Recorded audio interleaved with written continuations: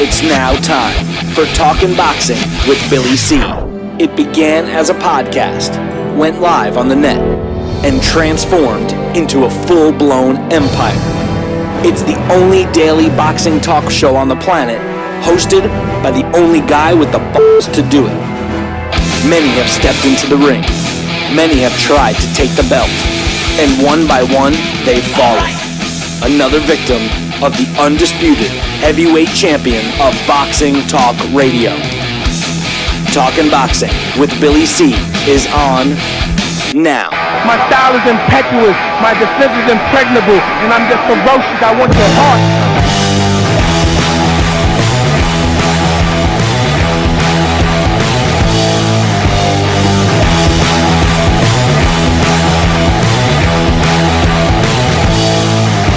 Coming to you live from the Billy C Studios in Lake George, New York. I'm Bill Calogero, and it's time for the Billy C Show. Good morning, good day, good evening. Whenever you're listening, wherever you're watching, I hope you're doing okay today. Today's show is being brought to us in part by Sal's Neighborhood Pizzeria and Italian Restaurant, located on beautiful St. Simon's Island in Georgia. Check out the website, www.salsneighborhoodpizzeria.com. We'll give my man a call, 912-268-2328. Find out why I go all the way to St. Simon's for an authentic Italian meal. Today's show is also being brought to you in part by my book, Tom Molyneux, From Bondage to Baddest Man on the Planet, is available right now where all good books are sold. You can literally get a copy of this book right now while you're watching or listening to the show. All you got to do is go to barnesandnoble.com or amazon.com. If you want to get a signed copy, just visit our website, billycboxing.com, and click on the book. Find out why I'm so adamant about getting Tom Molyneux's story told. This was a guy that was robbed of his place in history. He should have been the first world heavyweight champion, but at the very least, he should be considered the first American heavyweight champion, and neither are giving credit to this guy for achieving both of those things. Find out what happened to him and why you should know about Tom Molyneux. It's a true story. This guy was born a slave, forced to fight, didn't even want to fight, was forced to fight, and is still being ripped off, all because of the color of his skin. This is a guy that went up against, you know what, read the book, because he went up against all these odds. It's amazing what he did. He's a part of American history. He's a part of boxing history, and he's a part of Black American history. Learn about Tom Molyneux. I trust you. Trust me. Trust me. You will love this story. It's bittersweet. It's bittersweet. Trust me. Trust you. Whatever. Hey, don't forget about our next boxing event. It's going to be taking place over the summer. It's going to be an invitation only, but it's going to be the biggest and best one we ever do. Want info? Drop me an email. Billy@TalkinBoxing. TalkinBoxing.com. Little bit later on the show, we're going to break down and give you our predictions on the big fights for this weekend. There's a couple of decent fights tonight, and then, of course, tomorrow. And then, of course, we got that thing. What do we call it? Oh, yeah, the Super Bowl. Yeah, I'm going to give you my thoughts on the Super Bowl, and I'll give you my prediction on that. I also got a bunch of emails to read. But today's topic, believe it or not, yesterday's topic was about Floyd Mayweather and why I feel he should focus on being a boxing promoter. Today's show is, well, not the whole show, but this first topic we're going to talk about is the confirmation that Floyd is indeed meeting with Showtimes to discuss an MMA fight. Yeah, he wants to switch over to MMA. He's serious about it. He's serious. He's serious about it. I just have one message to Floyd, whether he cares what I think or not. All I can say is don't do it, Floyd. Some people look at Floyd as being a great fighter. He has, whether you like him or not, he's accomplished a lot inside the squared circle. He's got nothing left to prove. He's, taken something that he's worked so hard to bamboozle, in a way, to bamboozle fans and stuff. And now, to me, by doing that, it becomes a circus act. The guy is considered a great boxer.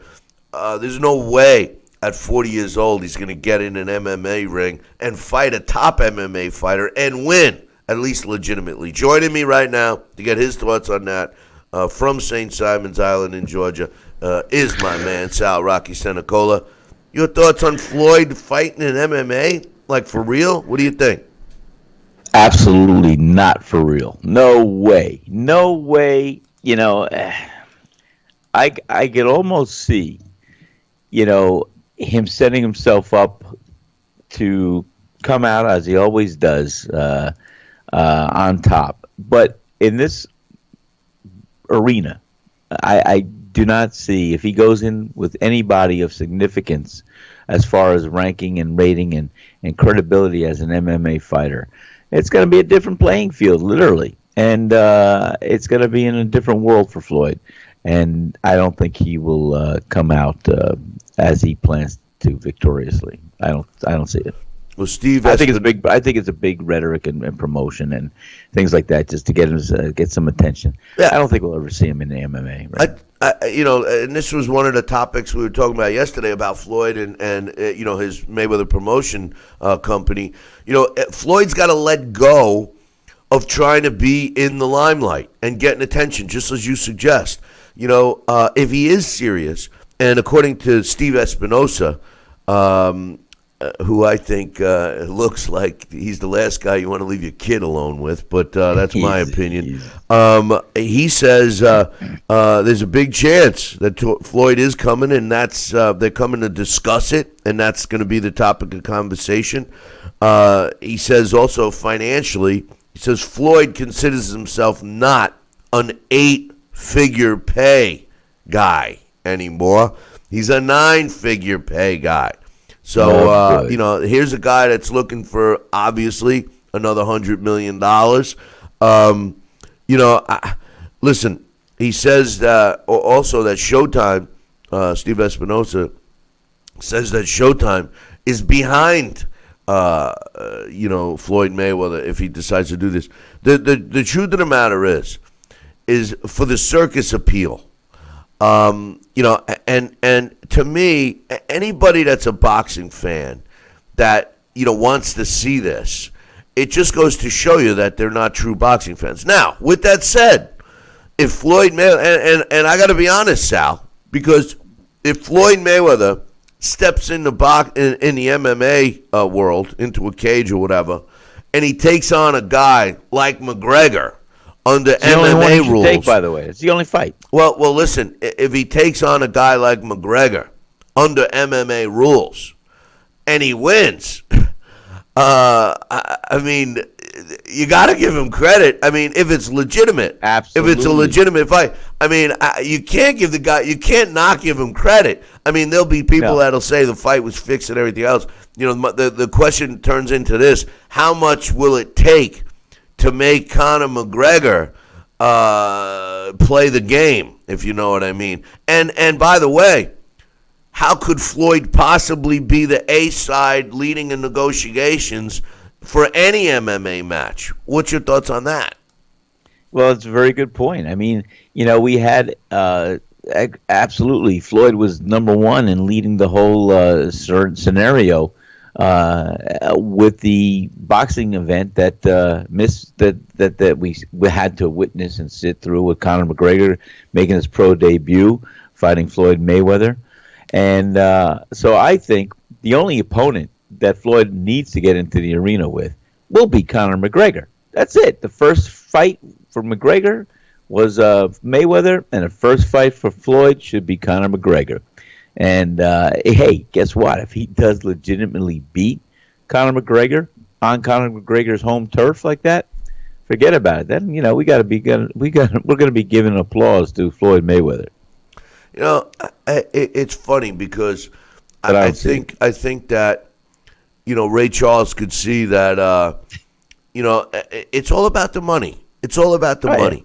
Yeah. And, although when you put your, taking care of yourself and your family hat on, you can't knock anybody for taking advantage of making money and having opportunities knocking on their door that they walk through. But at some point, I'm just curious about the fans. I know how I feel. You know, like I have a tendency of, when it comes to boxing, I have a tendency to always think as the boxing purist. You know, what's good for the sport? What's the long-term ramifications? What about the historical impact? You know, how about the guys that came before? You know, that's all important parts of the puzzle for me. But it seems today that a lot of young fans don't even care about any of that. And it's all about the money. And they put the value in a fighter based on what kind of money he or she makes. And with that thought process, just like the idiot that called in yesterday trying to tell me that Al Heyman won a purse bid, which he never did. There was never a purse bid for Kovalev against Stevenson. There was never a purse bid. You know, the funny thing about it is the lack of knowledge from these guys and the fact that they believe all the rhetoric is sad. And those same guys are the ones that would pay for this and, you know, accept it all based on the money. I don't understand, Sal. When do you draw the line? Well, you know, that's just it. Some people are just shameless. They'll keep continuing along a pathway until they achieve what they want. And I can't down them for that. It's just when you look at the integrity of a game or sport, an event, you know, that's where they should draw the line. I mean, how far is too far? How far is overboard? How far is too much? And, you know, it's hard to declare because it's like judging in a boxing arena. It's subject to human error and opinion. Well, you know, if I was Floyd and, you know, he's just looking for big paydays, he's probably better off joining the WWE because in my opinion, is what Floyd Mayweather will turn himself into if he jumps into the cage. You know, I said it yesterday. I'll say it again. Floyd Mayweather is in a position, if he just lets gets rid of his ego for a minute or two and look at the big picture, Mayweather Promotions could be the biggest promotional company in the United States. But Floyd has to let go of the egotistical actions that he does. And I think this, Sal, is a clear indication that he does not want to let go of his ego and bow out of the limelight just yet. And you know what? When you look in the history of athletes, forget boxing, but you know, boxing included, of course. But when you look in the history of athletes that hang on too long, they end up being remembered not for what they did. A good point is Michael Jordan, in my opinion, the best basketball player ever to lace on a pair of sneakers. And some of the younger fans remember him playing for the Wizards when he was a shell of himself. Or better yet, you can go in the boxing ring and look at Roy Jones Jr. Roy Jones Jr., arguably one of the best pound-for-pound fighters ever, and a lot of young fans remember what they see today. Or even in football, Peyton Manning. Yeah, he won a Super Bowl in his last year, but he could barely complete a pass. And, you know, for young fans, they might just see that. You know, the trick of being a superstar athlete, and it's something that I have never accomplished, so I don't know what goes on in their heads. But the truth of the matter is they learn mentally improvements that they have to do, but their bodies physically can't take it. And you got to have the mental and the physical talking to each other. And I say Floyd is in a position right now, whether I disagreed with that 50th win, but the truth of the matter is he's there. And if I'm Floyd, I ride off into the sunset as a fighter and focus on my promotional company. Sometimes it's more difficult than that, Bill. And speaking from my experience, you know that. And yeah, but no disrespect, Sal. We're talking a big difference between your career and Floyd Mayweather. A guy that has been there and done that, a world champion, a guy that's gotten anything out of there. Sometimes it's still hard, Bill. It's still hard to let go because that's you know, when they're in shape like that is. And you know what? We could knock Floyd all we want. But every time he steps into some type of competition or ring, he is testing himself. He's proving himself. His conditioning, his movement, his sensibility. So, whether it's the kind of opponent you and I would dream about seeing him step up and fight, or just the fact that, guess what? He's still testing himself. So I give Floyd credit like that. And it's hard for him to let go of maybe the adulation, maybe the conditioning, maybe the pressure. Sometimes that's the drug. That's the whole thing. When you get up and you're going to go into the arena and the ring, it's a big lift. It's a big thing.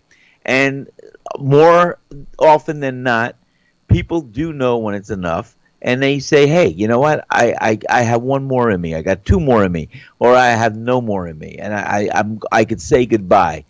When he could look in the mirror and say to himself, it's time. I could say goodbye and move on. That's an individual choice, and that's the kind of thing that he's got to really come to terms with, like every athlete does. At the end of the day, like I said earlier, it's hard when you rev up like a Ferrari. And you're training every day, you're running every day, you're sparring, you're preparing, you're doing this, and then wham, it's all over.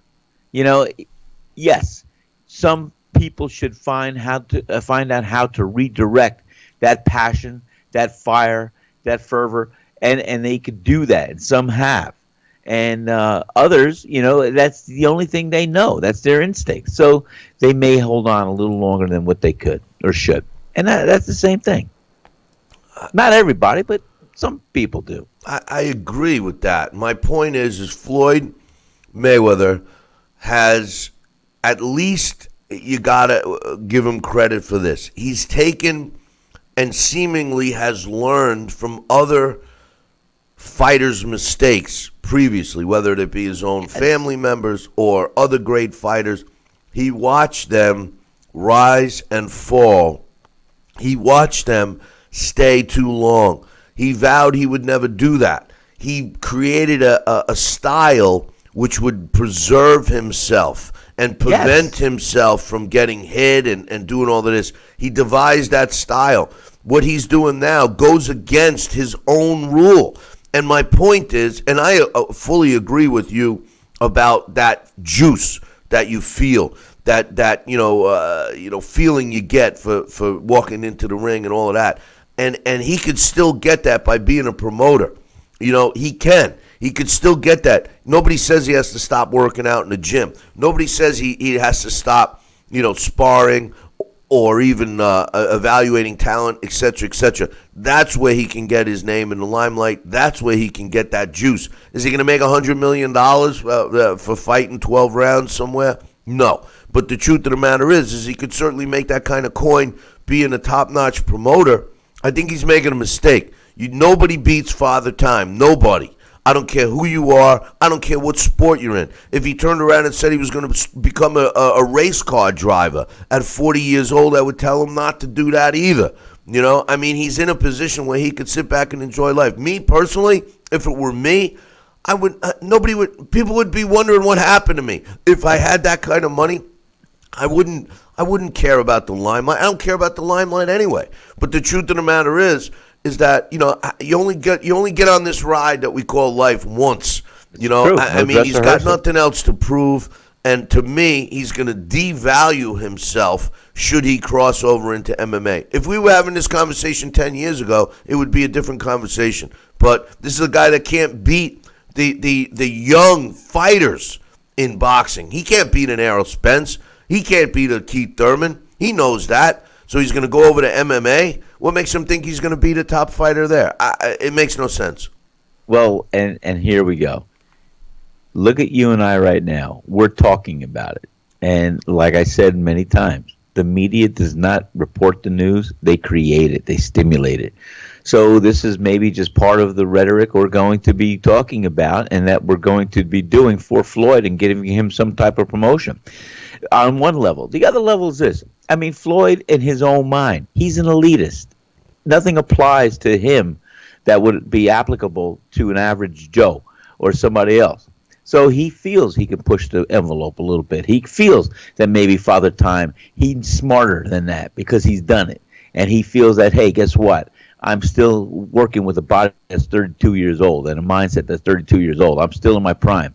He knows on the reality end that it's not that easy, but he still feels that he's better than the average Joe, and that he could do things, and he could still utilize the fan base to receive the millions of dollars and applause and millions of fans that will flock to see him do it. So he's having that to wrestle with in his own mind, and he's like, well, why should I do anything else when this is my forte? This is still what I want.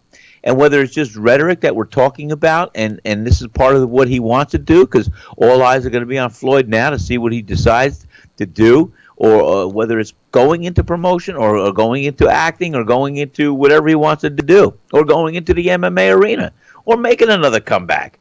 Who knows? But this is the news, the fire, and now we're feeding that fire, and we're going to see what happens and where it grows and how big the flame gets. I don't know, man. I don't know. I don't know either. But you know what? Here we are. Like I said, we're talking about it. And because he opened his mouth and he said something that is debatable. And you know what? I would almost welcome to see Floyd get in the ring, the MMA arena, with Conor McGregor. Nobody else, Conor McGregor. And see what happens there. And maybe they could have a trilogy, another fight. Who knows? If Floyd beats him, he's got to be familiar with him as a dance partner, and some of that will go to Floyd's advantage if he stays off the damn mat. But who knows? But like I said, the only fighter he should face is Conor McGregor. Floyd, first of all, we're going to stop talking about this, but Floyd Mayweather, a guy who basically turned his career into a running. He's a runner. Here's a guy that won't let you get close enough. You know, to possibly fight in MMA where people grab you and throw you to the mat or kick you and stuff like that. There's no way. There's no way that he could make that adjustment. And you're right. Conor McGregor would be the one that could justify $100 million or more of a payday. Absolutely. But he stands no chance of beating Conor McGregor in the ring, in a cage. And if he does, I would think that it was fixed. Unless Floyd has been secretly fighting MMA for the last decade and really knows his stuff, which I don't think. But it's possible. It's possible. Anything's possible. Well, hey, Mike Tyson's training his son, hitting the mitts. We don't know how long that's been going on behind closed doors. Who knows what Mayweather's been doing behind closed doors? Maybe he's been practicing MMA all these years. I don't know. I doubt it. But it would be interesting to see if this catches on any way, shape, or form. Yeah, I doubt it. But anyway, back to real boxing talk. Real fight talk. The World Boxing Super Series, we're going to be talking about those fights coming up a little bit later. But the WBA made a statement. It's kind of silly when you think about it.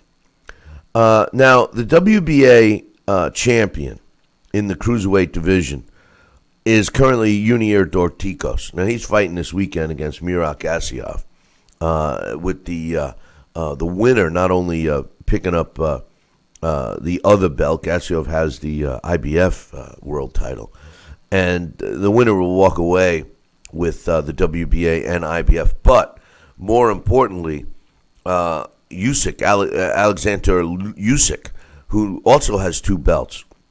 He's got the WBC and the WBO belt. The winner of the Dorticos and Gassio fight will be fighting him for the win, for the title of the WBS Super Series. I'm sorry, the World Boxing Super Series Super Champion, right? And the Muhammad Ali Trophy. But at the end of the day, the winner will have all four titles, and for the most part, will be the unified cruiserweight champion. The WBA likes to, put themselves. I can't even talk.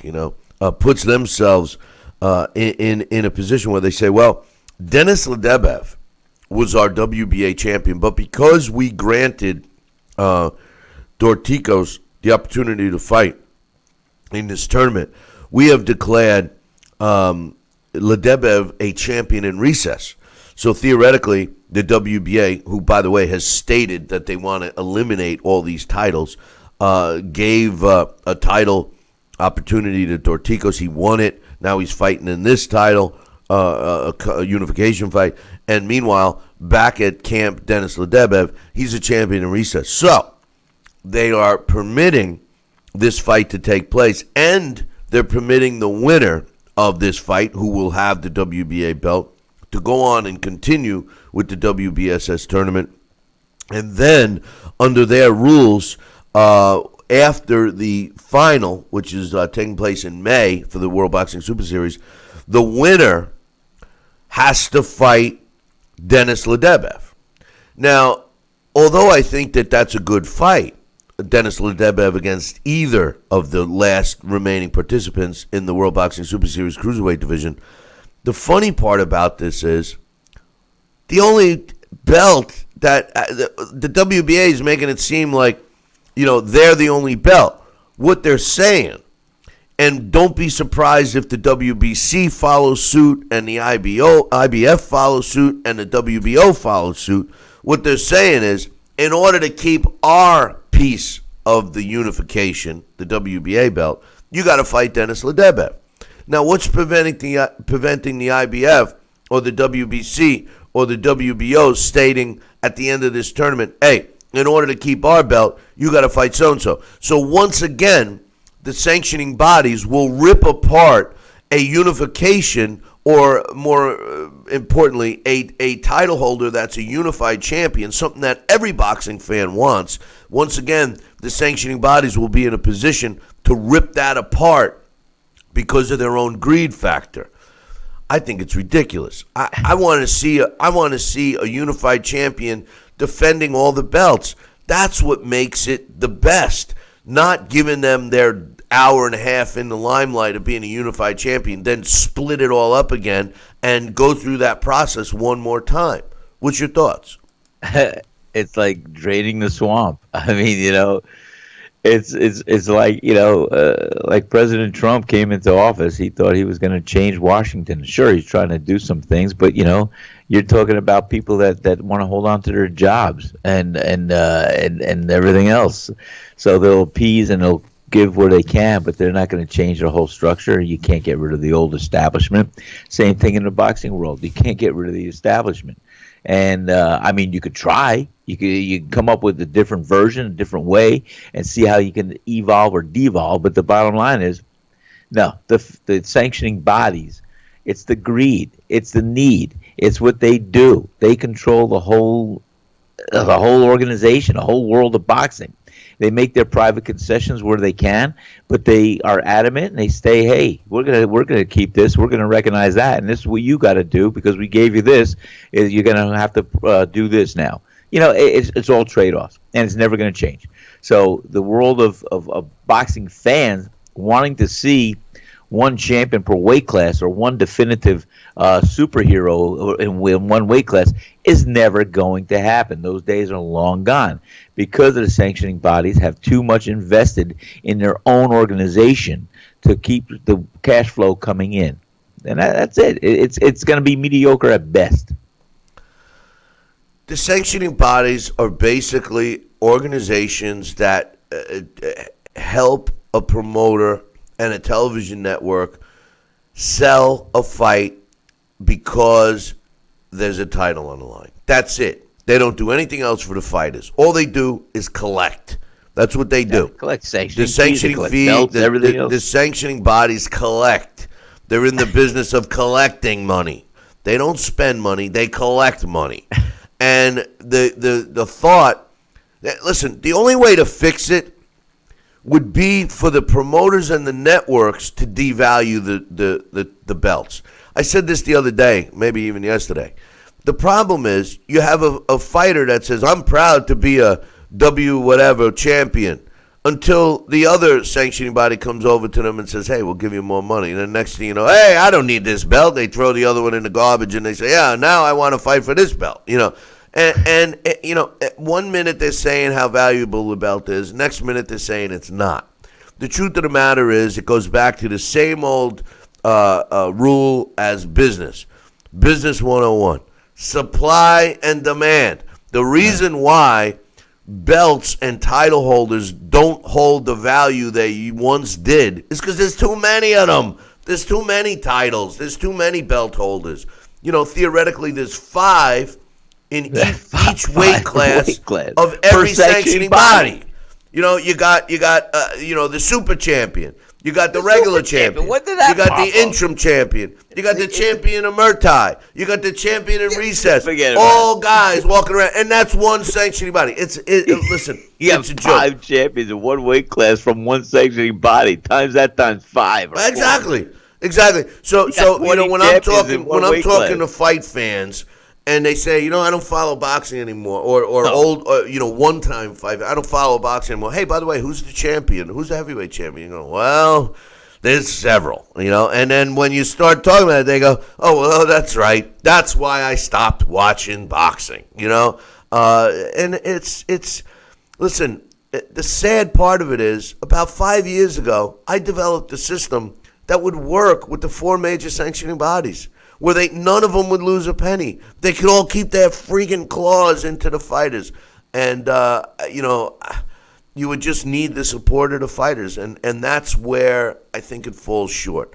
I think that, guys like Floyd Mayweather have changed the outlook on fighters, the way that, not on fighters, from fighters, where they say, well, it's all about the money.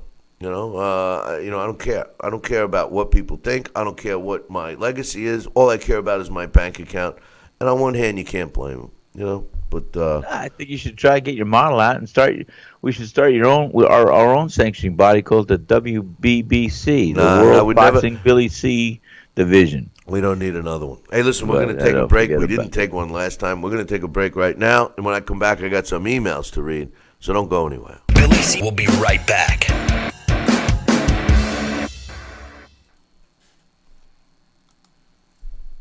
Broken air conditioning, $4,400. Failing refrigerator, $2,500. Don't let outrageous repair and replacement bills like these bust your budget. Get the First American Home Warranty Plan. And when a covered appliance or system breaks, we'll repair it or replace it for you. We had a high-end dishwasher go kaput. They put it in a brand new dishwasher. We have plans that cover air conditioning, most appliances, plus heating, plumbing, electrical systems, and much more. Plans start as low as $25 a month.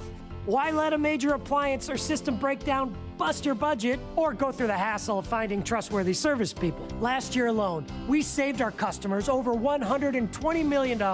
Don't wait until something breaks and you're stuck with a huge bill. You save a lot of money. It's absolutely worth it. If you don't have First American Warranty, get it. Call 1-800-946-6234 for your free no-obligation quote. Looks like you're not sleeping well. How did you know?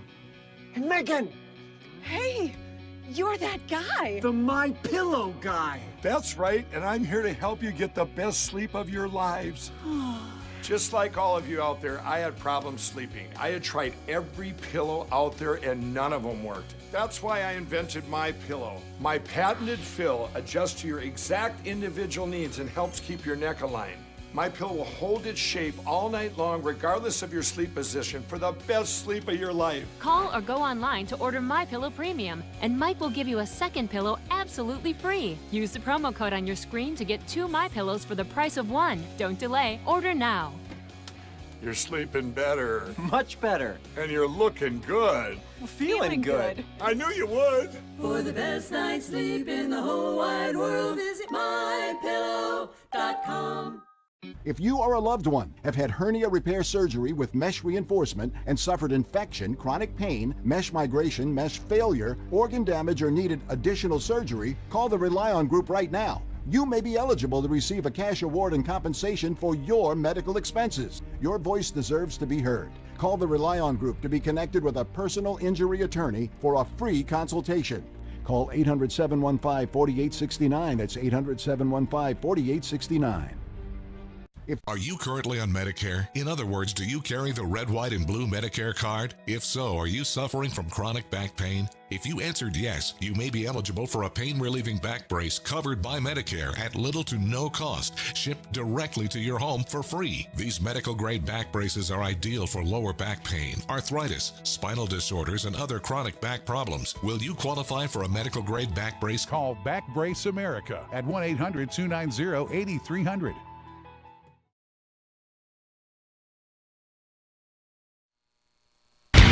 Check out BillyCBoxing.com now, or feel the wrath of the mighty mustache. Oh, that hurts. Why are you doing that to my face? I hate you.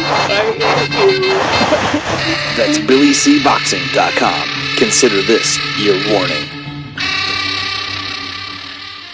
Now back to Billy C. Interact with the show at BillyCBoxing.com.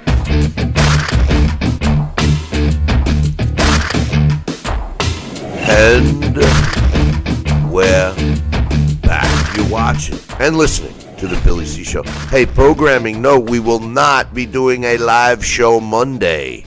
But we will be here all the rest of next week. Just figured I'd fill you in on that. I forgot about that. But in any event, got some emails, Sal. You ready? I am ready. First one is from my man, Jesse. He says, hey, Billy C., here are my picks for Saturday. I want to see Gilberto Ramirez move, use more jab, high guard at all times, triple up his combos, and time his counters. Zerdy, I'm predicting Ramirez with a unanimous decision with some knockdowns. Anna Chaos winning by a unanimous decision, but Israel will put on a good fight. Hart by a late knockout. Jose Benavidez by a TKO during the mid-rounds. Watch out for Tifimio Lopez. Good luck with all those picks. I'm going to be breaking down and giving you my predictions on at least the Ramirez and Kajaz fight. But I'm not happy about either of those fights. I think they're both scam fights that Bob Arum and Top Rank are putting on, and I'll get to that later. But he says, can you break down the Gassiev-Dorticos fight, what they need to do and how they're going to win? Tough bout, but I got Dorticos by a knockout in the ninth. Gassiev will try to use his power and pressure to attack Dorticos, but Dorticos will slip and move, but counter with clean shots. He'll land a clean shot to put Gassiev away. What's your thoughts on Ronald Ellis versus Junior Yeoman on Friday? Is that a good bout? I think it's a good bout. First of all, like I said, I'll break down and give you the predictions. I am going to do it on of course, I think the Gassiev-Dorticos fight is the best of the weekend, and I will be doing that later in the show. And I am going to give you my thoughts on Ronald Ellis and Junior Yaunin. I think that's a good fight on paper, but there's some things that I look at that fight, and there's a lot of questions that will be answered, though, tonight. It will be answered. You got to make sure you catch that fight later tonight, Sal. Yeah, that's on ESPN, right? No, Showtime. Okay. Saturday night, ESPN. I'm glad to see you're so up on things. I'm glad. Well, I am up on things. I got my nights boxing turned around. I thought, all right, tomorrow night's Showtime, which I will see. And tomorrow is ESPN, which I will watch at the pizzeria. Yeah, because we are going to be talking about that next week. But anyway, another email. This is from my man Luke Thunder Breslin. He says, hey, Billy C. and Sal, I was watching a Usyk fight again, and I noticed that some of the judges were wearing ear protectors. I've tried to find out if there was a legitimate reason, but I haven't come across an official notification. It got me thinking, though. In a tournament where they need an undisputed outcome, maybe something as simple as blocking out a raucous crowd would allow a judge to focus more on the fight. You've talked about hometown fighter versus away fighter a few times, and as a British fan, quite often we talk about when Martin Murray went over to Argentina to fight Sergio Martinez and clearly beat him, but Sergio got the nod. If you watch that fight with the sound off, Martin clearly beats Martinez. But of course, Sergio was the hometown hero, and every time he did some work, which in all fairness he did, the crowd exploded. Martin put Martinez down twice in that fight, but Martinez gets the unanimous decision. I will admit there's been many fights that I've watched live and have been swayed by the crowd reaction, but then we watched with the sound down and had a completely different outcome. Also, recently I've been hearing conversations about the option of having just 11 or possibly 13 rounds to stop the chance of strange draws and allow a definitive outcome at the end of the fight. I was wondering what your thoughts were on these issues, guys. Well, first and foremost, on the judges, I think I've said this before, and I think the technology on views, where we can see fights from, angles, et cetera, has gotten so good at this stage. If it were up to me, I would put the judges in a room and have the camera angles at their disposal and have no sound at all and let the judges score that way. I think definitely the crowd will sway a judge, just like a commentator will sway somebody watching at home. It's human nature. When the judges tell you that they don't let the crowd affect their decisions, it's wrong. It's human nature. Unless they all bring back the cones of silence, Sal. What's your thoughts on the ear? And by the way, earplugs or ear protectors, however you want to call them, they muffle the sound. They don't really remove the sound. So I think that you would still kind of hear the crowd, especially if they got really loud for one of the two fighters. What's your thoughts on that? I have some good thoughts on that. I think, first of all, I think the judges do need to be ringside. We don't know what's going to go on in the room. Who's going to knock on a door? Who's going to slip some cash? Who's going to do something? We don't know. Unless they're locked in with a security guard outside. But the bottom line is, no, we can't remove that from there. That's part of the element of boxing. Judges need to be ringside. They can see what they can up in the ring, but I think they do need to see an angled picture of the cameras. So whether they have two screens in front of them with the live view here, at least they can see things and they can make their decision. I think the earplugs to muffle the noise is a good thing too, so they don't have to be swayed. So those are two attributes or two things different that I think could be brought into the game of boxing. Now let me know when you're ready to comment about the 13th round. Do you have muffles on your earphones?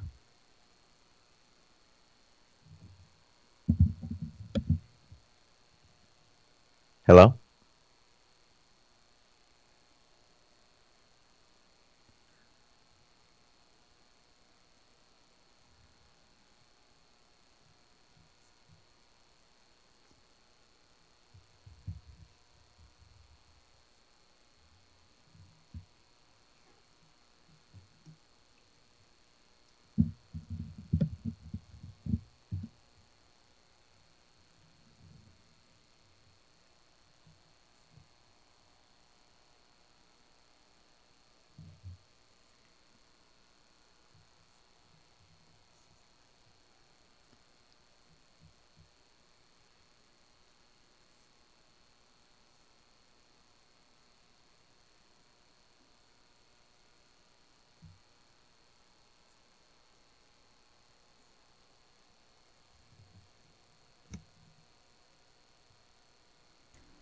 Did you hear anything? You No, haven't heard a word I said, have you? 2 minutes, pal. No sound. I know. I'm sorry about that. Sure. What I was saying is, I hit the button before and never hit it back. What I was saying was, the bottom line is I disagree about the earplugs. The earplugs, first of all, will muffle the sound. And, you'll still hear it. It's like a guy cutting a lawn. They still hear it. So, they may have just had the ear protectors in just to protect their ears, from a raucous crowd. That's it. Not to, to prevent them from being swayed. As far as judging in a room, I agree with you about the fact that we are, you have to see a fight up close, ringside. But the decisions that we've seen from the three judges lately have been controversial, to say that at least it's been controversial. So the truth of the matter here is that, with the technology, by having it in a room and seeing it in high definition or whatever, you're getting all the angles that all three judges can't see currently. In other words, a fighter I believe, and I know this is true, that some fighters feel more comfortable in certain parts of the ring than others, and they try to maneuver their opponent to that spot for whatever reason, if they like the corner or whatever. And when the three judges are positioned where they are, one judge may get a better view of that punch than the other one, or maybe two get a better view than the third one. You know what I'm saying? So with the camera angle equal and looking at it straight on, I think it would give a judge a better opportunity to score a fight and not have the ring noise, the people swaying them. As far as getting paid off and all of that, listen, you'd have a commissioner in there to make sure. So I'm not going to even entertain that could happen, because that could happen right now. But I do believe that that it's time to take advantage of the technology. It would also give them a chance to look at a replay real quick before the beginning of the next round to put their score in. I think we would get much better judging if it was taken away from ringside. That's just my thought. We see too many. There's too many conflicts today with the scoring. Something has to change. I mean, we can't think that the judges are all that bad now. I don't know. I think it's time to at least try it. Well, you know what? I think you just said the key word, try. We could try it. And, like I said, I'm used to the old school, having a judge ringside.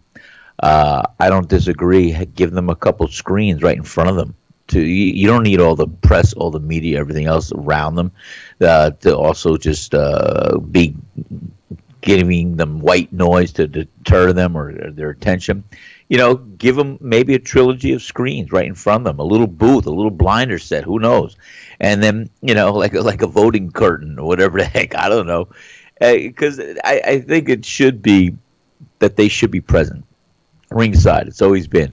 But I do agree they could try it. They could try it in a booth somewhere off the site, away from the ring, and upstairs in a controlled environment. They could do that. Well, they should get the cones of silence ringside. Put them all in the cones of silence. The cones of silence. Listen, the system right now is not working.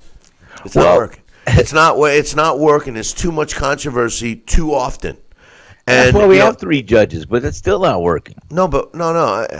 I think three judges is enough. But what I'm saying is the manner in which they're positioned and scoring is not working.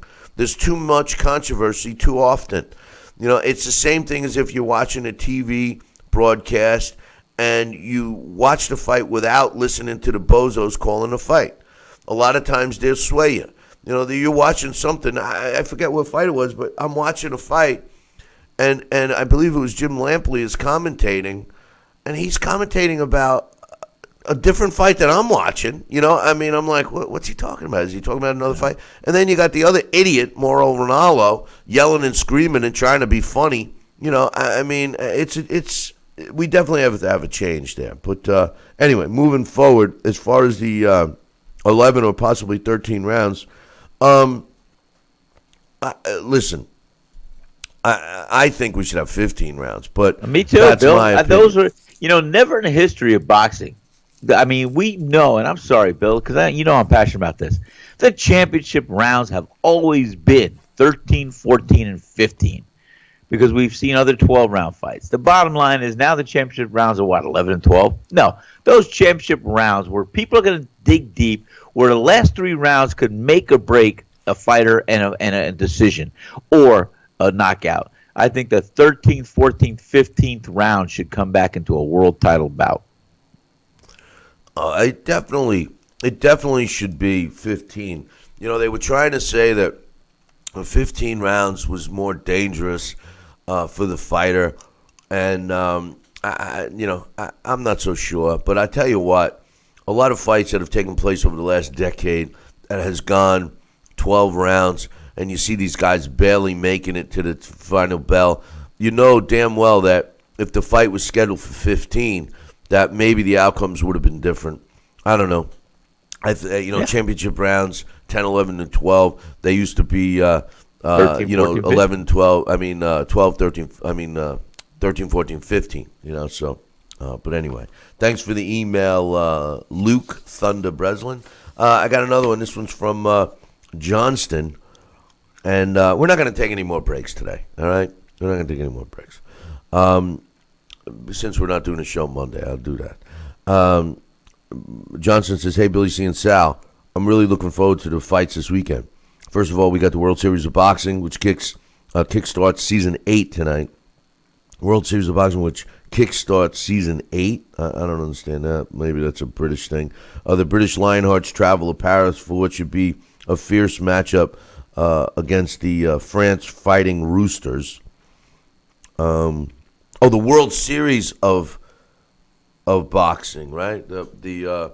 I'm thinking of the World Boxing Super Series. Yeah, World Box. That's the sort of amateur, sort of pro. I haven't even heard much of that lately. So thanks for straightening me out there, to Johnston. He says, then on Saturday night we have undefeated cruiserweights Isaac Chamberlain, who's 9-0 with 4 knockouts, against Lawrence Oakley, who's 7-0 with 6 knockouts, facing each other in the main event, billed as the British Beef. He says, I really can't split these two orthodox fighters in a South versus East London rivalry.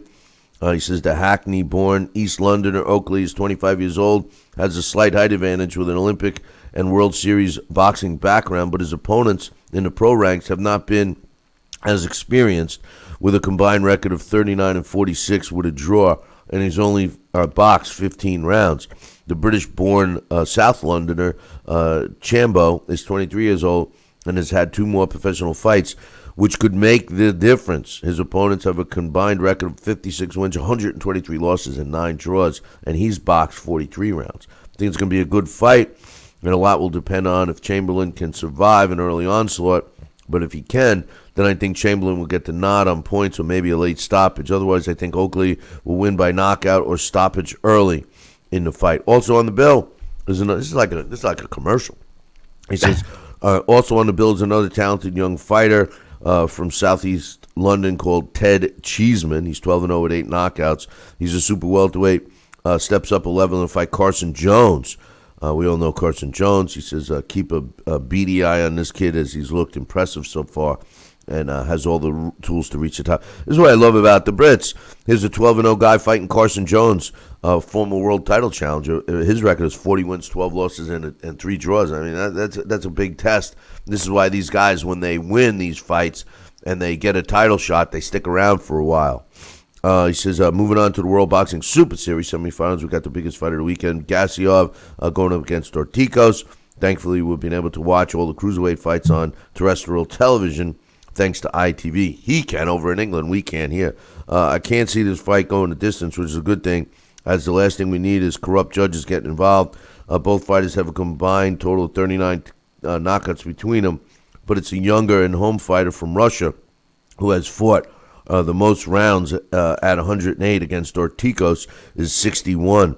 Gassiov's opponents have a combined record of 390 wins, 252 losses with 24 draws, and the Cubans, 339 wins, 216 losses, and 22 draws. He did a lot of work for us, Sal. Oh, yeah, absolutely. Who also Great has job. a better knockout percentage. Gassiov impressed me when he became the first man to stop Poland's Krzysztof Ladzarak in the quarterfinals, and because he's on home turf, I'm going for the 24-year-old to win by knockout in either the 4th or 5th round, but it could really go either way, and wouldn't surprise me if Ortikos came out the winner.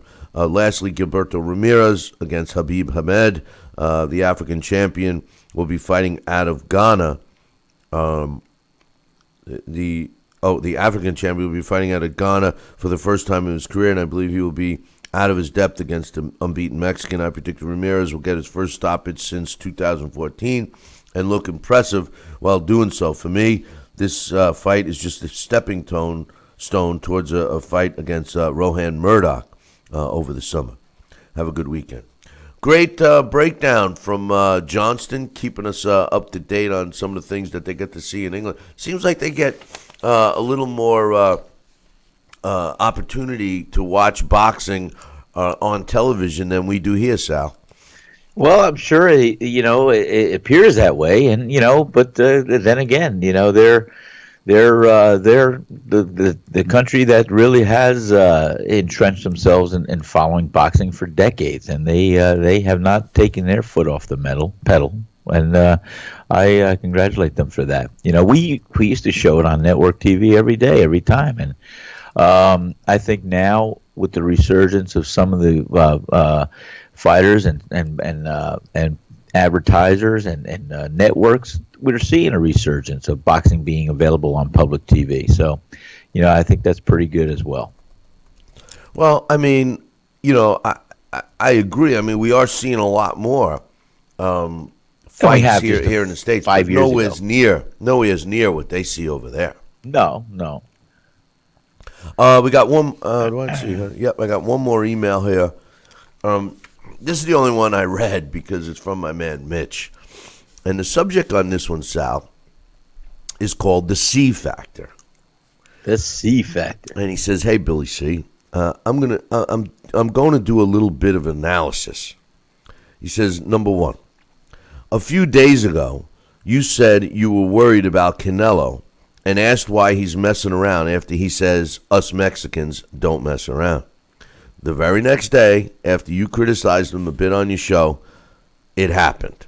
They made the official fight announcement, which is taking place May 5th. Mitch thinks you got a tie right to the networks. They listen to you, and that's it. That is the C factor. I know where he's going. He says number two. Then Oscar, after listening to your show, felt like he needed to chime in about two things you talked about. And he says, Canelo against Triple G will have a third fight. Wow! This was something that I was saying. We were talking. It's true. We were saying it. We were saying that there's nothing wrong with a third fight. I mean, we said it. We did say it. And then he says, that De La Hoya said to Bob Arum, "Give me a call. We want to make Lomachenko against Linares." And we did talk about that. We did talk about that. He says that he wants to have that fight. Mitch says, so both of Oscar's quotes above came right after consecutive shows you did talking about the specific subjects. I'm going to refer to this as the Billy C factor. He says, then you said on Wednesday Mayweather could be a top promoter based on the capital he has and the inside the ring career he's had. You said either way, Floyd needs to make up his mind of what he's going to do. Not only do you get flooded with Mayweather emails for your next show, but then the Billy C factor strikes again. The very next day, this happens. Floyd says he wants a fight in an MMA. What are the odds? He says, wow. He says, listen, he goes, Billy C, he says, these guys are watching your show.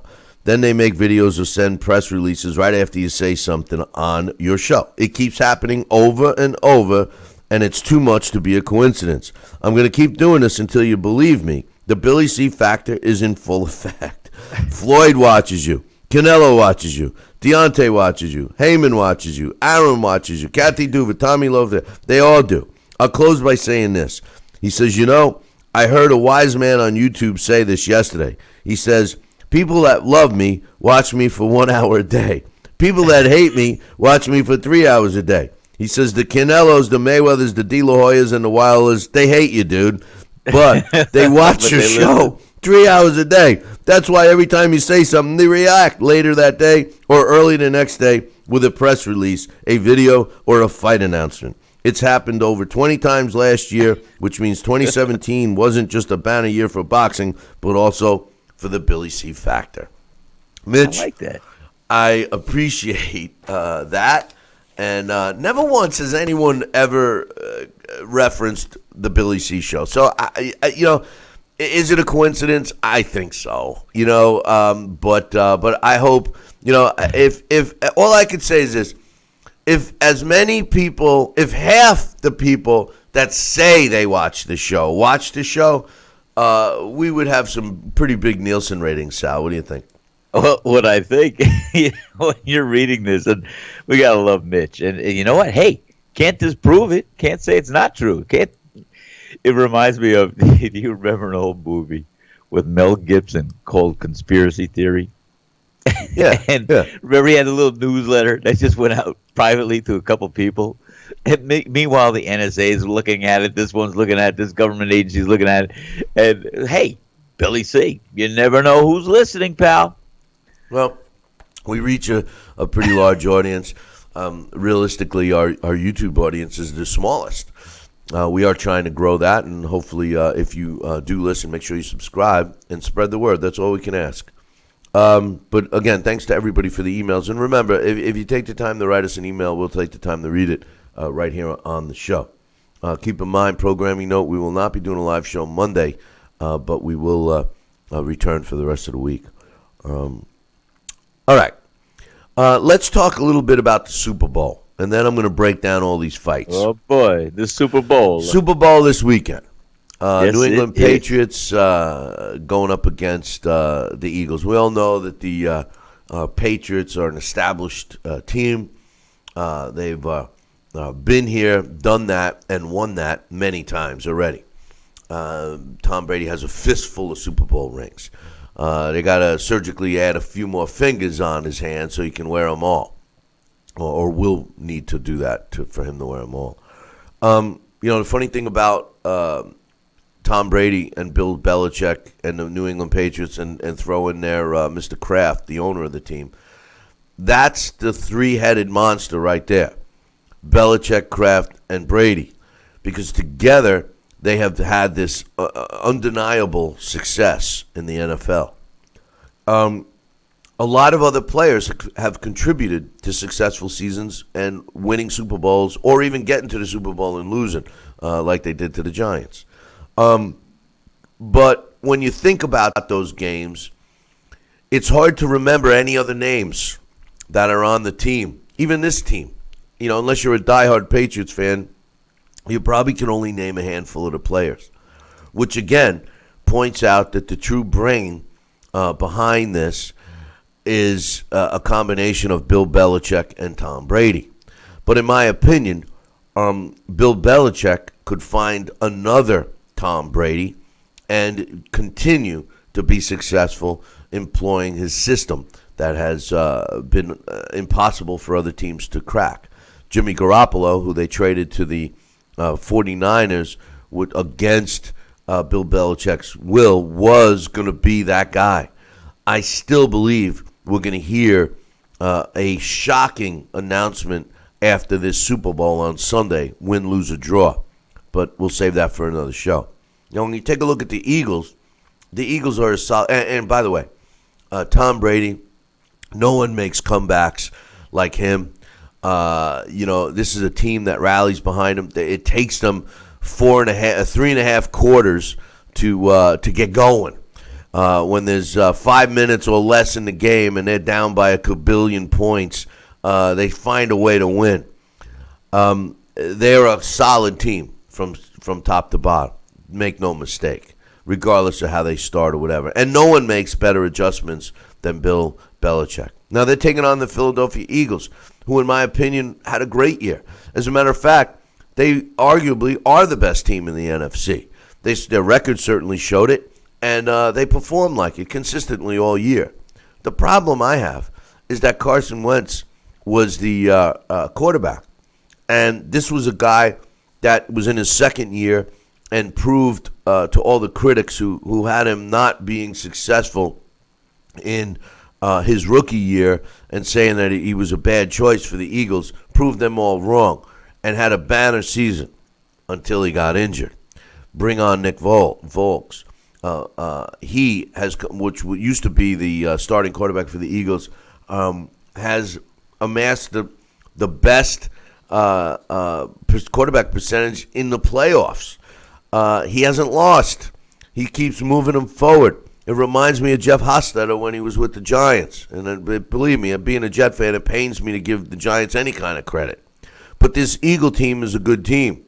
Now, when this line started out, it started off at 6 points, which I thought was too little. I thought that the Patriots should have been a 7-point favorite. It's gone down. As of this morning, it was 4 points, being the Patriots are the favorite. And some of the reasons why is apparently my sources tell me that there have been multiple, not just one or two, multiple $1 million bets in Las Vegas placed on the Eagles. And in some cases, there have been reports of 2 multi-million-dollar bets placed on the Eagles. Now, this has forced the line to come down. And I could see when they placed it, if they got it at the 5 or 5.5 that it had went down to, they positioned themselves to get another point. Because many people think it's going to be a close game and come down to a point or two at the end. It could also mean that a lot of times in gambling, people with a lot of money like to put money on one side so that the line does move. And it makes other bettors sway towards that play and makes the line move down even more. And then at the last minute, they triple their bet and throw it on the other side. And in some cases, if the line moves enough, they can hit both sides and win a hell of a lot of money. And that's what I think happened in Las Vegas, to be honest with you. I love the game. I think it's going to be an exciting game. But my official pick in this game is the New England Patriots. As much as it pains me, you can't go against Bill Belichick and Tom Brady. I think it's going to be a close game. I think taking the Eagles with the points might not be a bad idea. But at the end of the game, the guy holding the trophy is going to be Tom Brady once again. Now, who am I rooting for? I'm rooting for the Philadelphia Eagles because I would love nothing more than to have the Eagles beat Tom Brady, Bill Belichick, and the rest of the Patriots. So I'm going to be rooting for the Eagles. I'll be wearing my Jets uniform, but I'll be rooting for the Eagles 100%.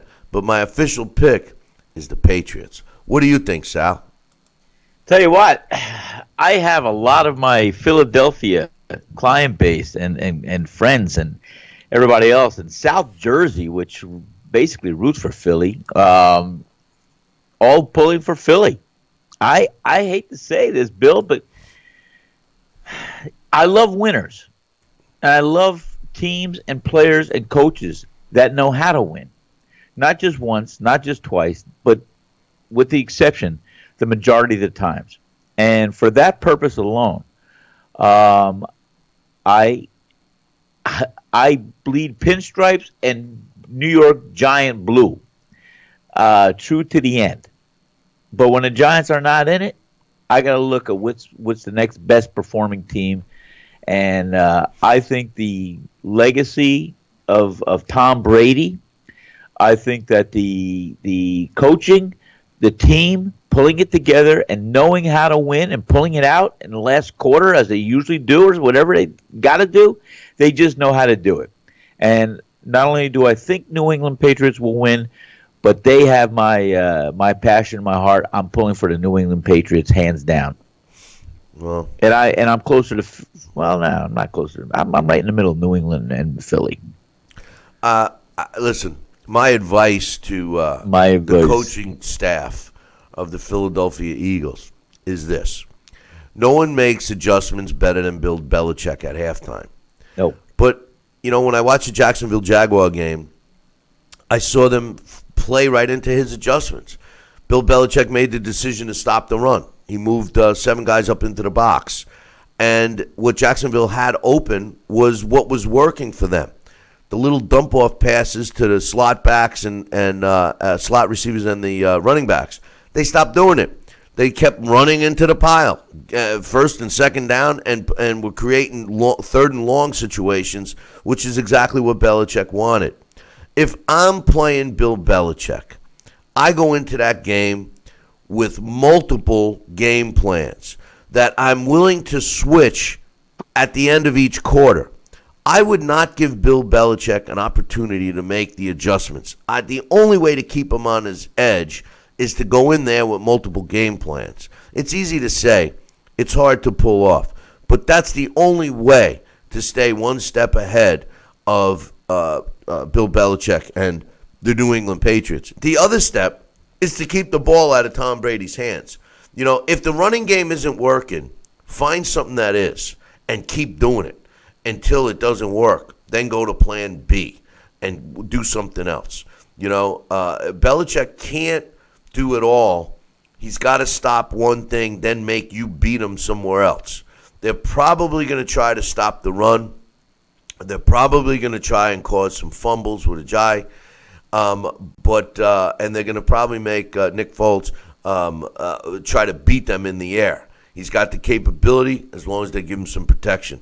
But I'd be blitzing the hell out of Brady. It's going to be a good game. I'm looking forward to it. But anyway, let's break down some fights. You ready to do some predictions or what? Absolutely. Let's do it. I got my clairvoyant Nostradamus cap on.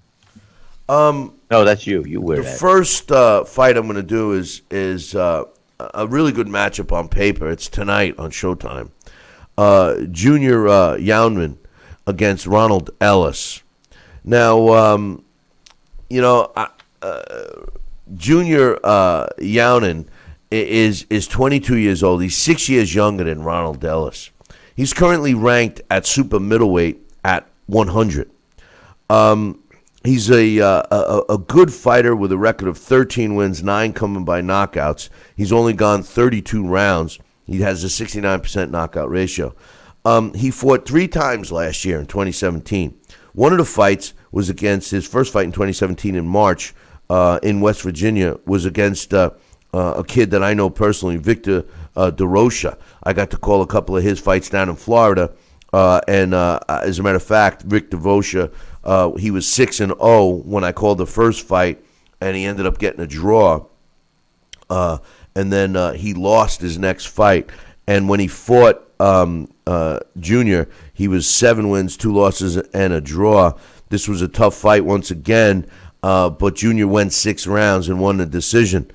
He also beat Zoltan Sira and Mike Guy in 2017. And Mike Guy, also a tough fighter, going into this fight 9-2-1. So he was definitely a busier fighter in 2017. He started his boxing career in 2013, fought twice in 2013, fought 5 times in 2014. I'm sorry, 4 times, once in 2015, and 3 times in 2016.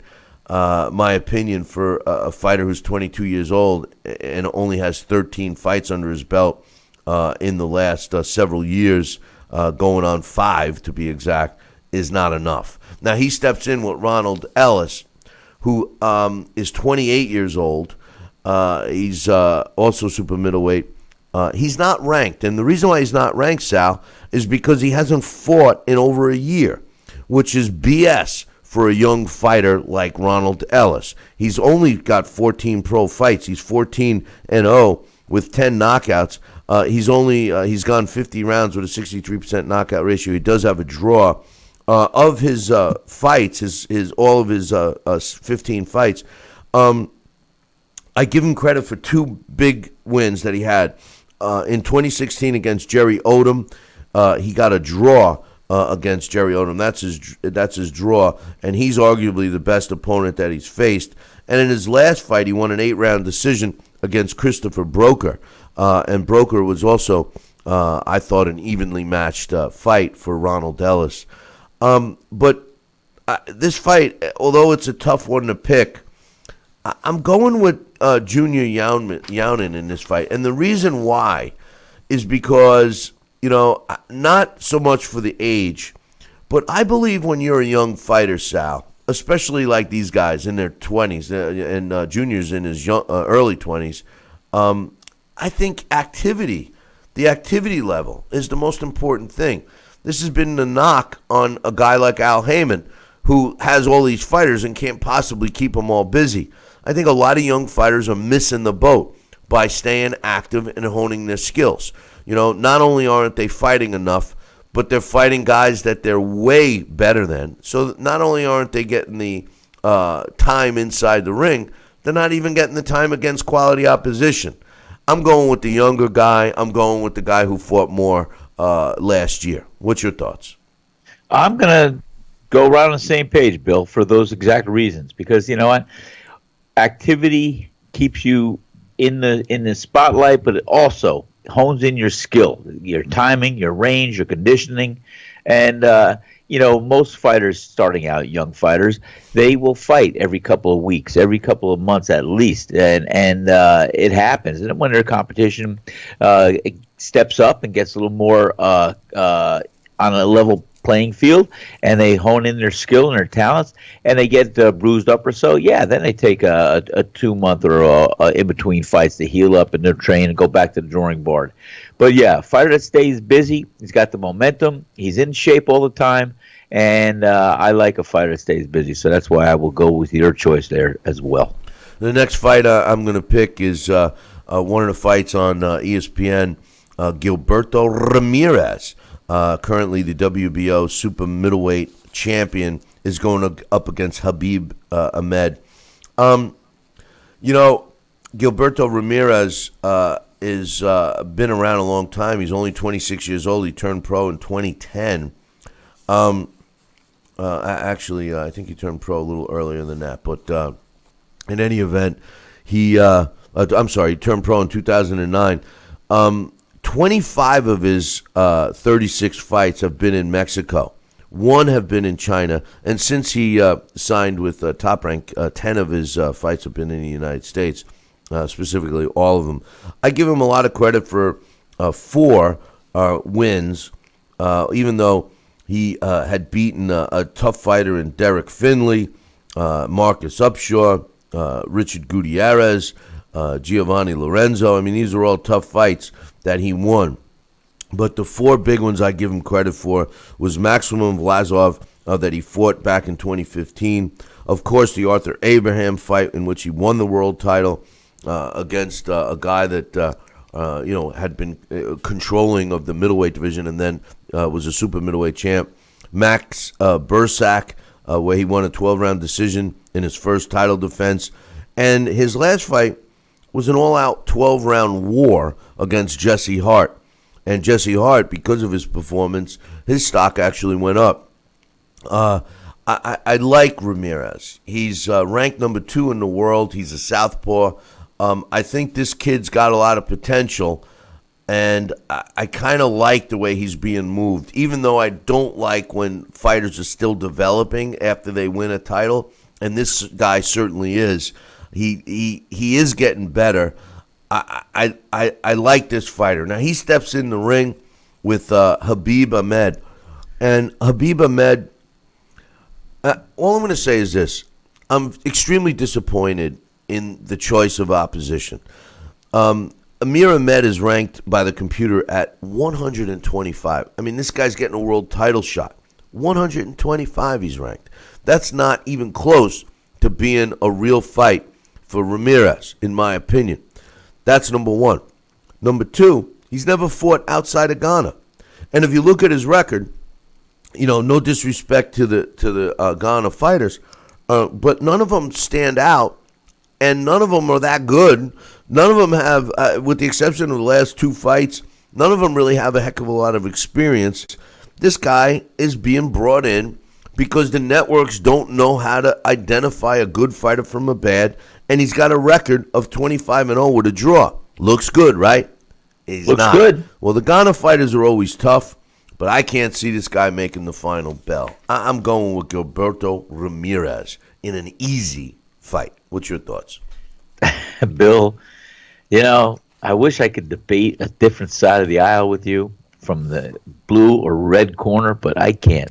This is the same reason. I like Ramirez, and I think he's the real deal, especially going into this bout. And I don't think he's going to have that much difficulty, and I do see him winning in a big fashion by a knockout. The next fight I want to talk about is I believe this is actually the main event. It's for the IBF World Super Flyweight title, and the current IBF Super Flyweight World Champion is Jerwin Ancajas. And Ancajas is ranked number 7 in the world by the computer at Super Flyweight. He's a southpaw at 5'6", a Filipino fighter, 26 years old. We talked about him earlier in the week. He's a guy that wants to become the next Manny Pacquiao, so to speak. His record, 28 wins, 19 by knockouts, and he has 1 loss and 1 draw. When you look at his record, This was a guy that had a draw in his fourth fight. In his third fight, he squeaked by a 1-0 fighter. He had a majority loss in 2012 against Mark Giraldo, who was 24-3 at the time. But since then, he's won against decent opposition. Now, his last 4 fights, in my opinion, were all against really good opposition. He won the title against McJoe Arroyo in 2016. He followed that with a defense against Jose Alfredo Rodriguez, stopping him in 7. He stopped Teruo Kinoshita in the 7th round. And in his last fight, he beat an undefeated Jamie Conlon, who was 19-0, in 6 rounds there. I think this guy has found himself. Now, he steps in the ring. It's another fighter that I have to be critical of Bob Arum for. This guy, Jerwin, is not really going to put on any kind of a display other than beating the snot out of Israel Gonzalez. I don't think this is going to be a competitive fight either. This guy's ranked at number 56 in the world at super flyweight.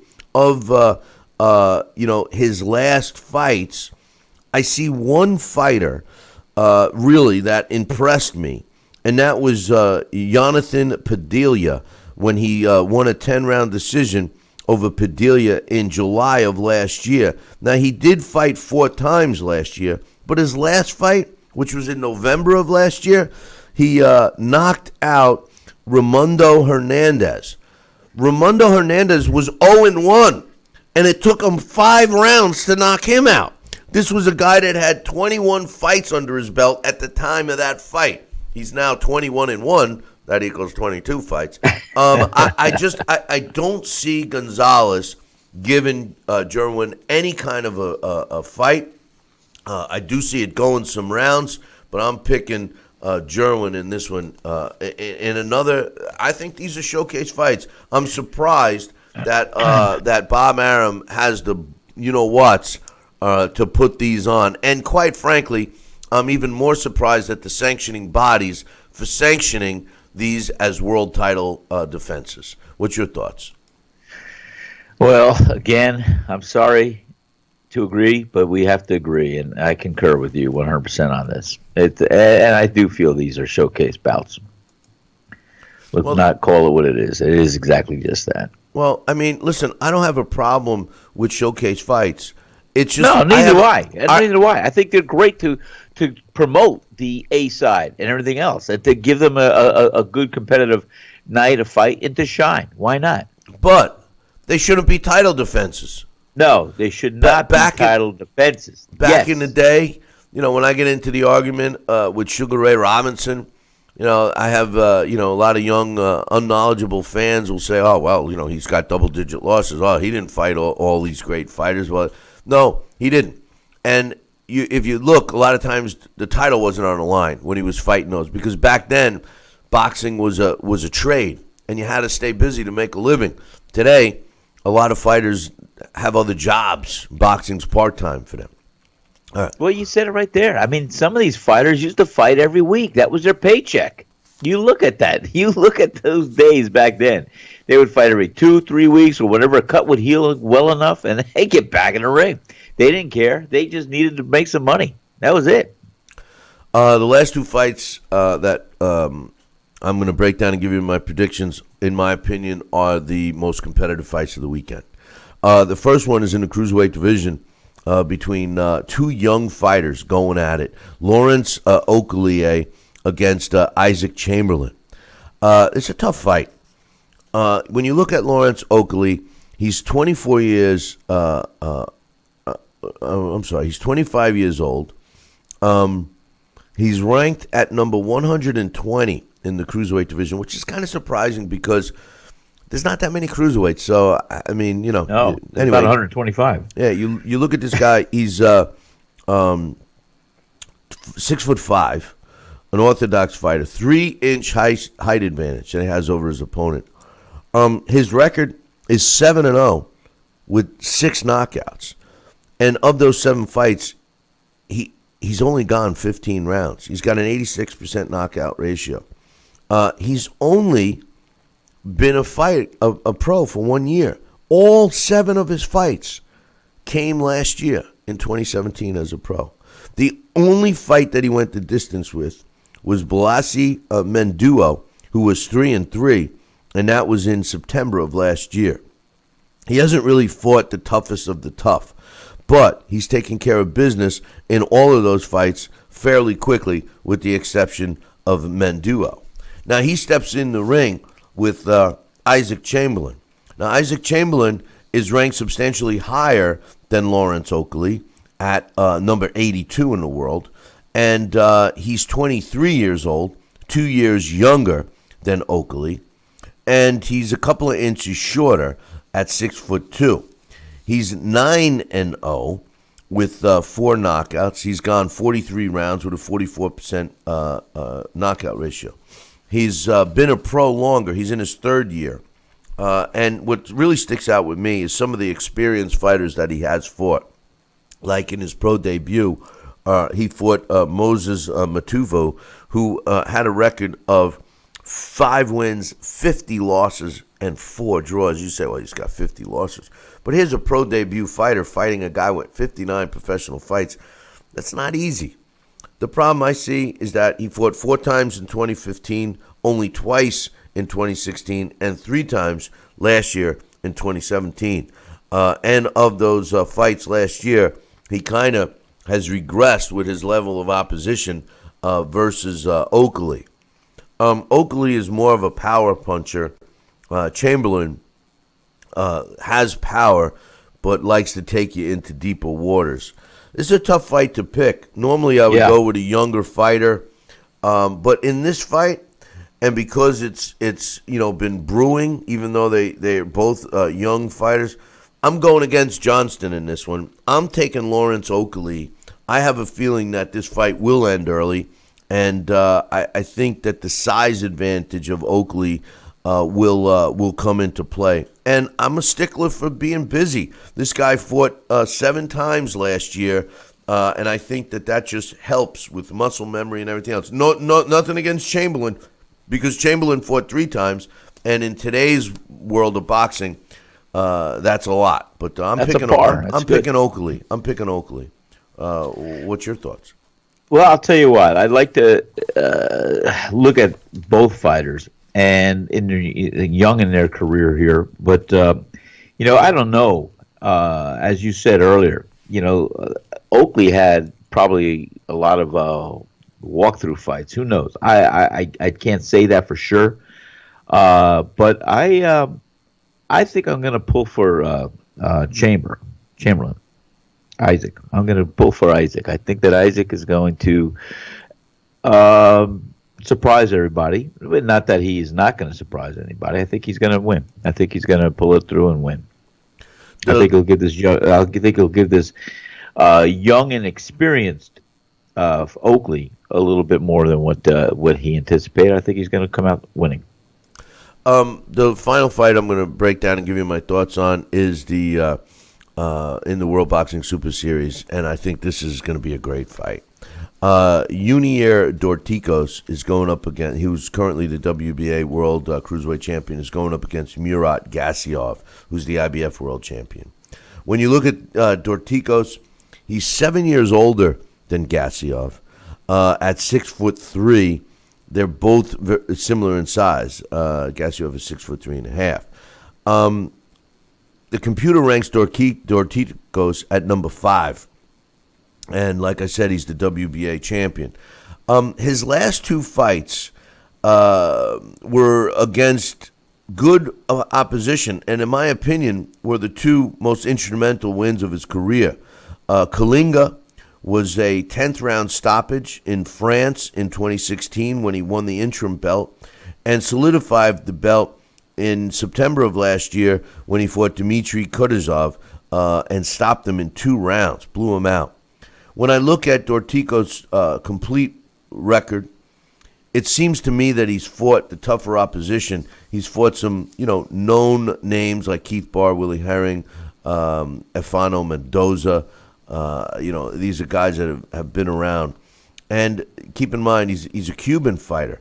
So not only does he have a 95% knockout ratio, 22-0 with 21 wins coming by knockout, he's also got that Cuban pedigree which generally we see fighters that can box. He steps in the ring with a real tough Russian fighter, Murat Gassiev. He's currently the IBF World Cruiserweight Champ. He's 24 years old. Like I said before, 7 years younger than Dorticos. Same size, height-wise. He's 6'3.5", so he's got a half inch on him. His record is impressive as well, 25-0 with 18 wins by knockout. Now, he doesn't have a 95% knockout ratio, but he's got almost a 70% knockout ratio. His last 2 fights were huge when you look at the names. He beat a current champion in recess, Denis Ledebev, in Russia in December of 2016 via a split decision, which means, for all intent purposes, he probably won the fight, hands down. He followed that with a third-round knockout of Krzysztof Lazarek. Krzysztof Lazarek, although he was older when he fought Gassiev, this is the same Lazarek that David Haye left the division to avoid. I still give him credit for beating Lazarek. He also had some wins under some decent opposition, like Felix Cora Jr., was a tough fighter and a tough win, and Smil Abdulov, who's a journeyman fighter, wins over those guys early on. When I look at this, and by the way, he's ranked at number 4 and Dorticos number 5 by the computer. It's a really tough fight to pick. I like the boxing ability of Dorticos and his punching power, but the reason why I'm going to go with Gassiev is I'm going with the younger age. I think that makes a difference. And I'm also going with the fact that he's on his home turf.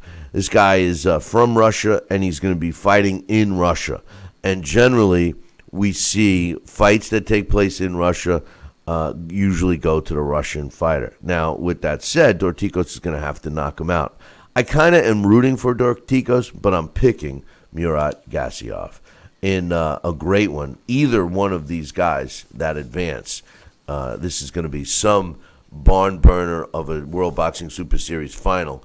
The winner of this fight taking on Usyk. How do you see this one going, my man? Tell you what, I like this fight. It's going to be a barn burner, as you suggested, and I'm going to go with Gusiev, and I think he's going to come out winning. I feel that in my heart of hearts. So we'll see what happens. We certainly will, and we got a lot of great sports on television this weekend. We do, unbelievable. Go ahead. Between boxing and the Super Bowl. What were you going to say? I was just going to say, and guess what? Spring training's just around the corner for those baseball fans. I can't wait for that. I'm looking forward to another disappointing Mets season. But Yankees are going to have a powerhouse team this year. That's why everyone hates them. But except for the Yankee fans. They love them. Except for the Yankee fans. And they brag about them. But anyway, hey, listen, boys and girls. Enjoy your weekend. Enjoy the Super Bowl. Enjoy the fights. And don't forget, if you take the time to drop us an email, we'll take the time to read it right here on air. Just drop your email to Billy@TalkinBoxing, TalkinBoxing.com. And also, if you want to be on the list for our breast knuckle mug, we're taking names for that. And if you want to be and get more information about our invitation only, or reservation only, I should say, event that we're going to be having at St. Simon's over the summer, you got to get your name in now. It's going to be quite the event. So drop me an email for any of those things, Billy@TalkinBoxing, TalkinBoxing.com. Don't forget, no live show on Monday, but make sure you tune in. Same bat time, same bat channel on Tuesday morning. Until then, have fun this weekend, and I'll leave you with this. Ciao, baby.